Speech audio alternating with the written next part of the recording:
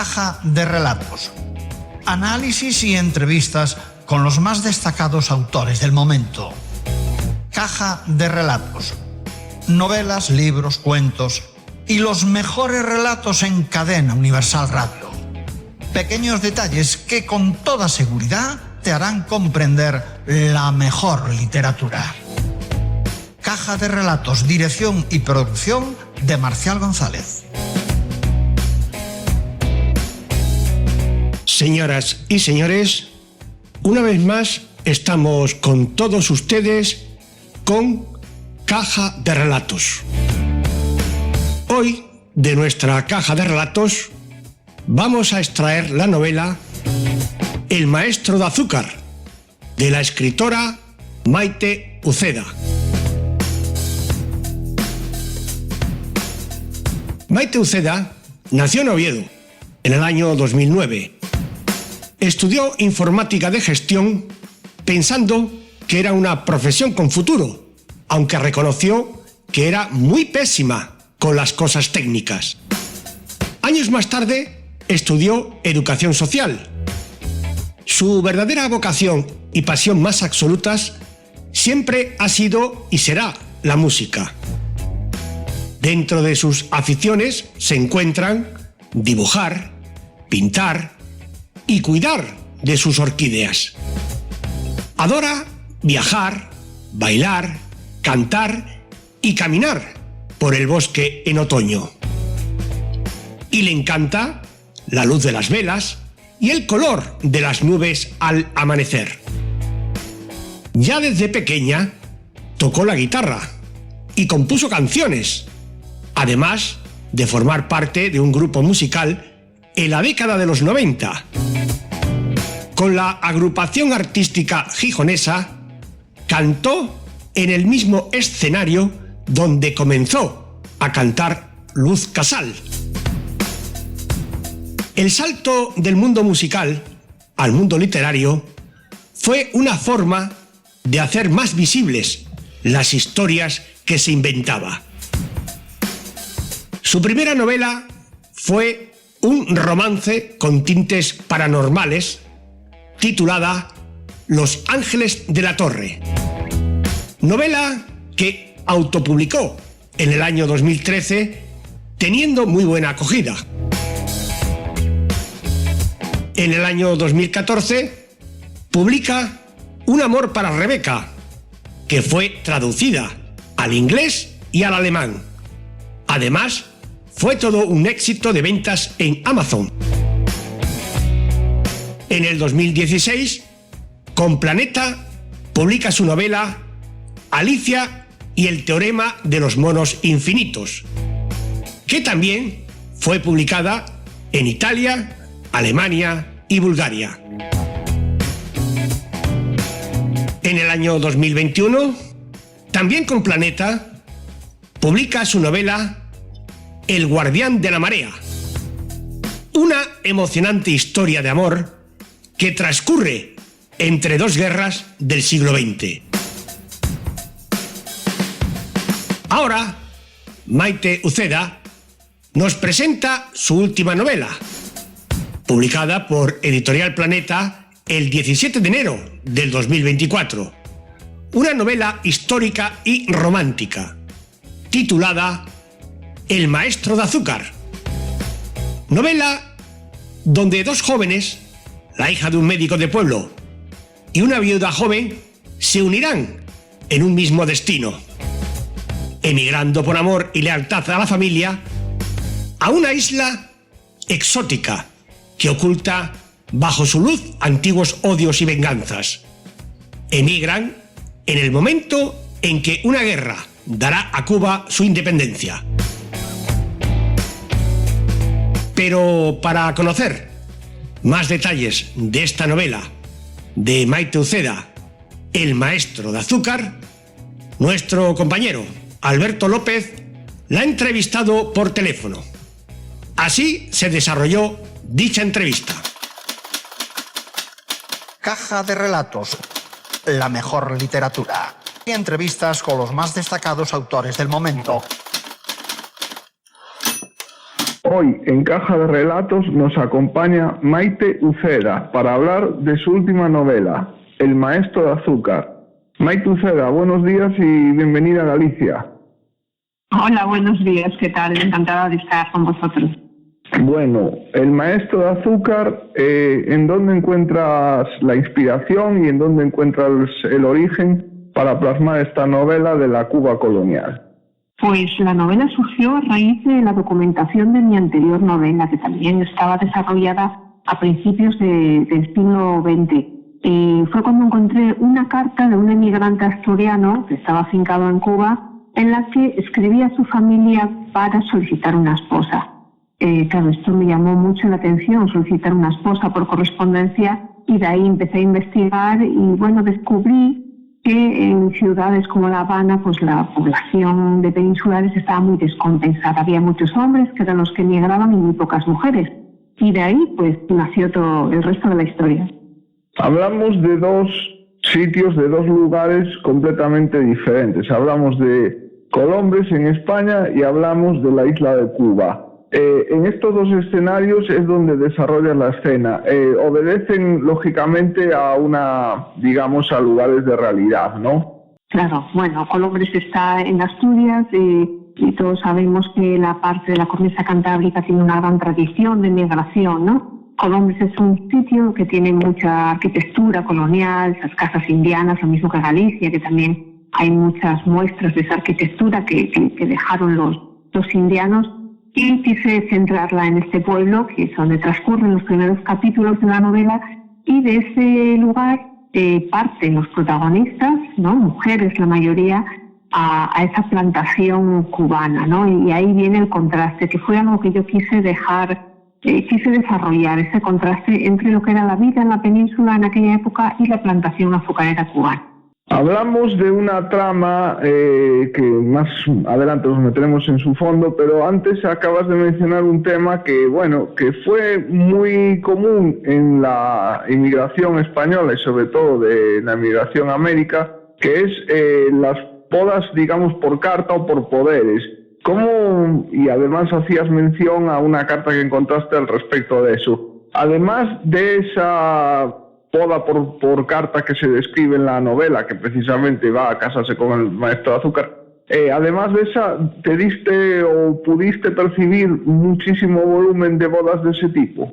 No era lo más habitual. Sí es cierto que los que emigraban querían mantener esa conexión con la península, ¿no? Y muchas veces cuando se iban muy jóvenes los hombres para quitarse muchos de ellos el servicio militar, y cuando realmente querían formar una familia no había mujeres, ¿no?, para casarse. Y sí que es cierto que recurrían a sus pueblos. A veces se llevaban a cabo bodas por poderes, pero no eran la gran mayoría. Digamos que el emigrante, la intención que tenía era volver a casa, quería volver. El que no volvía, pues evidentemente o buscaba pues así a través de las cartas alguien, una mujer que pudiera viajar para casarse. No era lo más habitual, pero sí se daba con cierta frecuencia. Y luego esta falta de mujeres dio lugar a muchos matrimonios mixtos en la isla. Situémonos en la época histórica en la que está enmarcada la novela, y en este sentido quería preguntarte, ¿cómo era o cómo descubriste o percibiste tú la Cuba colonial de finales del siglo XIX, primeros del XX, y sobre todo en vísperas de la Guerra de la Independencia? Pues era una isla que ya venía arrastrando las consecuencias de las dos guerras anteriores, ¿no? Una de ellas fue la Guerra de los 10 años, que ellos llamaban Guerra Grande, y a esta les sucedió una guerra más pequeña de un año que llamaron Guerra Chiquita. Estas dos guerras realmente arruinaron la isla de Cuba. Y como terminó venciendo el ejército español, la clase criolla intelectual pues, sufrió, las consecuencias, y hubo mucho resentimiento. No quedaron contentos con lo pactado en el pacto de Sanjón. Y bueno, de ahí surgieron muchas desavenencias y también esas conspiraciones que dieron lugar después a la guerra última, ¿no? Al último alzamiento que llevó a Cuba a su independencia. Hablamos de los personajes y en este caso nos encontramos con una protagonista, Mar Altamira, que es una mujer de buena posición.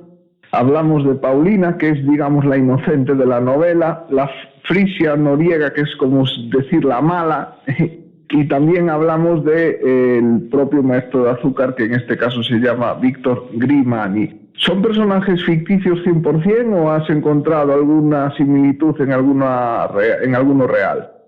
Son todos ficticios 100%. Lo que pasa que, bueno, el maestro de azúcar en este caso sí tiene ese pozo de realidad, ya que su historia se basa en la carta que yo encontré, ¿no? Víctor Grimani es el maestro azucarero de la plantación y es quien escribe, a través de la patrona de la hacienda, una carta al pueblo en busca de una esposa, ¿no? Esa es la conexión con la realidad. El resto de personajes y las historias son ficticias.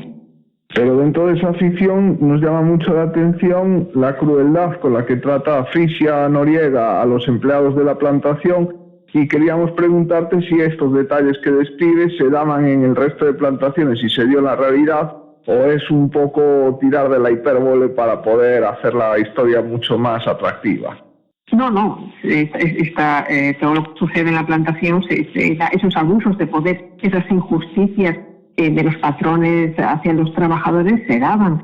Cuando uno investiga un poco y lee los libros que describen la situación real de los trabajadores africanos, que hacía muy poco tiempo habían dejado de ser esclavos, sus abusos de poder eran constantes. ¿Por qué? Porque en aquella época no se consideraba siquiera como personas, ¿no? Poco más que se pensaba que sentían dolor. Entonces eran mano de obra que utilizar. Y bueno, mientras eran esclavos todavía les costaban un dinero a los patrones, a los hacendados, pero cuando dejaron de ser esclavos, pues simplemente se sustituían por otros y ya está. Pero sí es cierto que también se encuentran crónicas en las que se describe patrones de haciendas que cuidaban mucho a sus trabajadores. O sea que, bueno, lo normal es pensar que habría de todo. Claro, y en esta trama de amor, y por último, además de la trama de amor, nosotros la calificamos como una novela de aventuras, porque al final lo que es la búsqueda del amor se trata de un montonazo de aventuras que se dan en la isla cuando los personajes logran conjuntarse. ¿Era la intención de la autora o es una crítica positiva que hacemos nosotros? No, sí, es intencionado el hecho de mostrar, claro, a través de las aventuras, porque cualquier migrante que se subía a un barco y hacía ese trayecto transoceánico, ese mismo trayecto era una aventura, que en aquella época se desarrollaban muchas enfermedades a bordo que no se podían atajar porque no había los medicamentos que tenemos hoy en día. Entonces cualquier enfermedad como el tifus pues, podía hacer estragos en un barco, ¿no? Luego enfrentarse a las condiciones climáticas sin la tecnología de hoy, ya empezaban a vivir la aventura desde el momento en que partían en esos barcos. Luego llegaban a un contexto de una isla tropical de la que habían oído hablar, pero que no sabían realmente cómo era. Y ese choque emocional y cultural era en sí mismo otra nueva aventura, conocer las etnias africanas que venían de distintas partes de África con sus lenguas, sus ritos, ese sincretismo, esa fusión entre lo católico y lo africano que se daba, era en sí otra aventura más. O sea que no se exagera nada como era la vida en estas plantaciones, y lo curioso y lo realmente atractivo es que el lector desde el punto de vista actual se asome a ello, ¿no? Pues Maite Uceda, muchísimas gracias por tu atención con este medio, con Cadena Universal Radio, y muchísima suerte para esta promoción de El Maestro de Azúcar. Muchas gracias a vosotros, un abrazo. Y hoy, para despedir este Caja de Relatos, lo haremos escuchando un fragmento de esta novela que hemos comentado, El Maestro de Azúcar, de la escritora Maite Uceda. Aprovecho para agradecerle su atención y despedirme. Hasta un próximo Caja de Relatos. Un saludo de quien les habla, Marcial González.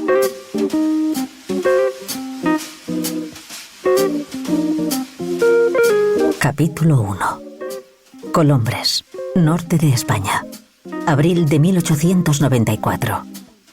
Estimado padre Galo, necesitamos una esposa para nuestro maestro de azúcar. Le ruego que cuando la encuentre nos haga llegar un retrato suyo. Yo le abonaré los gastos cuando viaje a la villa, lo que, si Dios quiere, será a final de año. Tenga en cuenta los rigores del clima tropical en su elección. Busque una joven sana, que no luzca el cabello apagado, las uñas quebradizas o los dientes picados. Sobre todo esto último, pues se sabe que por la podredumbre de la boca entran los males al cuerpo. Aprovecho para informarle de que el oficio de maestro azucarero es vital para conseguir el grano más extraordinario. Calculan su grado de pureza usando los sentidos, oliendo, palpando y escuchando. Toda una suerte de rituales que los hace indispensables y únicos. ¿No le parece increíble? La casa de Víctor Grimani, así se llama nuestro artesano, es una de las mejores de la hacienda, con un hermoso jardín y varios domésticos a su disposición, de modo que confío en que encuentre una mujer a la altura de las circunstancias. Sin más, quedo a la espera de noticias suyas. Frisia Noriega, 2 hermanos, marzo de 1894. El mundo pesaba en exceso sobre la voluntad del padre Galo a la hora de la siesta. Con el estómago lleno y derrumbado sobre la mesa junto a una copa de vino, se despertó de forma apacible tras 20 minutos de indolencia espiritual. Lo primero que vieron sus ojos soñolientos fue la carta de Frisia Noriega que aún sujetaba en la mano. «Dios me ayude», rogó, luchando contra la desgana de esas primeras horas de la tarde, temeroso de caer en la pereza continua, que era la fuente de todos los vicios y pecados. Dejó la carta sobre la mesa, se puso en pie y se estiró torpemente para sentir de nuevo los huesos y humores en su sitio. Luego se acercó a la alacena para servirse una copita de licor, que era infalible para preservar el calor natural del cuerpo y defenderlo de corrupciones internas. Con la copa en la mano, reflexionó sobre las haciendas de azúcar en Cuba, grandes centrales que habían enriquecido a muchos hijos del país en las últimas décadas. Uno de ellos era don Pedro Villar, esposo de Frisia Noriega y patrón de la hacienda 2 Hermanos en la lejana isla de Cuba, provincia española de ultramar. En una nación arruinada por guerras, sistemas de cultivo atrasados y sobrecarga demográfica, la última forma de prosperar era acogerse a las políticas que fomentaban la emigración ultramarina. De las plazas de España se iban muchachos pubescentes, solos y angustiados. Lo hacían a edades tempranas para eludir el servicio militar obligatorio, que se apoderaba de la vida de los jóvenes durante más de una década. El padre Galo los confesaba y bendecía en la misma plaza, junto a la diligencia que habría de llevarlos a la estación de ferrocarril o al puerto de embarque más cercano. Cargaban con una maleta destartalada, un atillo al hombro y el pecho roto de pena. Años más tarde, cuando los muchachos se convertían en hombres y deseaban formar una familia, solían recurrir a sus pueblos para solicitar una esposa. Y en esas andaba de nuevo el cura, aunque cada vez le suponía mayor esfuerzo encontrar muchachas dispuestas a casarse con desconocidos. Pensó en Mar Altamira, la hija del médico de Colombres, que era culta y poseía cierto grado de elegancia. Soltera, pese a que rondaba los 30 años. El doctor Justino Altamira le había dicho en una ocasión que de haber nacido hombre, Mar habría sido un buen galeno. Se pasaba el tiempo con él, aplicando lavativas, Dios bendito, tomando muestras de esputos, curando heridas infectas, recolocando huesos y aliviando cólicos. En el pueblo se decía que en una ocasión le había pedido a un joven de la capital, fino como un dandy francés, que le enseñara la lengua para averiguar sus padecimientos. El cura suspiró. Dejando a un lado todo eso que no obraba a su favor, la señorita Mar era alta, delgada y contenida en sus maneras.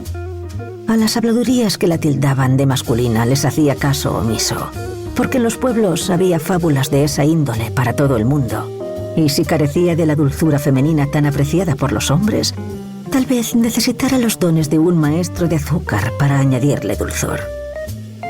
Don Galo rió su propia broma, pero se dijo que al día siguiente iría a casa del doctor con la propuesta.